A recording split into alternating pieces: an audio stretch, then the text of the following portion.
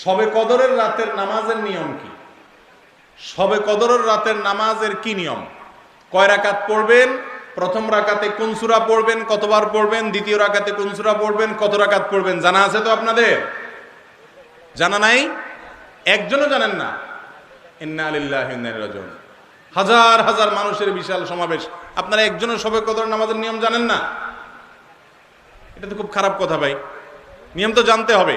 আচ্ছা আমি বলে দিচ্ছি, শবে কদরের নামাজের নিয়ম হলো অন্য যে কোনো নামাজ যেভাবে পড়েন শবে কদরের নামাজও একইভাবে পড়বেন। এই হলো শবে কদরের নামাজের নিয়ম।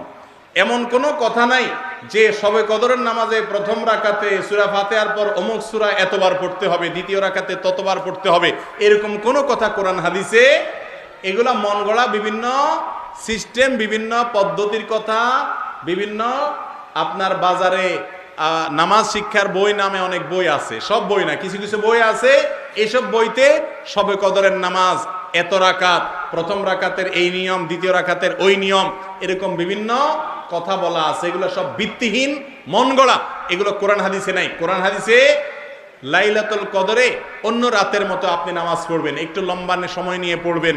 যে কোনো রাতের নামাজ, তাহাজ্জুদের নামাজ লম্বা সময় নিয়ে পড়তে হয়, দীর্ঘ রাকাত, দীর্ঘ রুকু, দীর্ঘ সিজদা, আস্তে আস্তে তেলাওয়াত, আস্তে আস্তে তাসবিহ এবং সময় নিয়ে পড়বেন।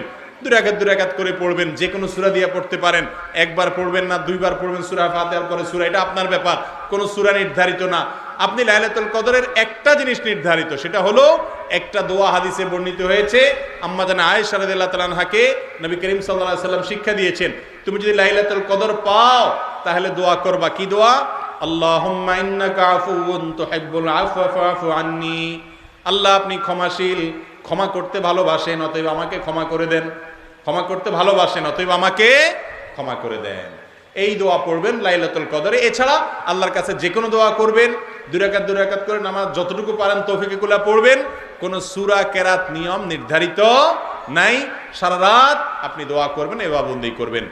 আর এই শবে কদর পাওয়ার জন্য, শবে কদরের ইবাদতের আশায় রমজানের শেষ রাতে, শেষ 10 রাতের সবগুলোতে, বিশেষ করে বেজরগুলোতে বেশি বেশি করে করবেন। শুধু 27 তারিখকেই করবেন, অন্যগুলোতে ঘুমাবেন। এটা সুন্নাহ সম্মত লাইলাতুল কদরের তালাশ নয়।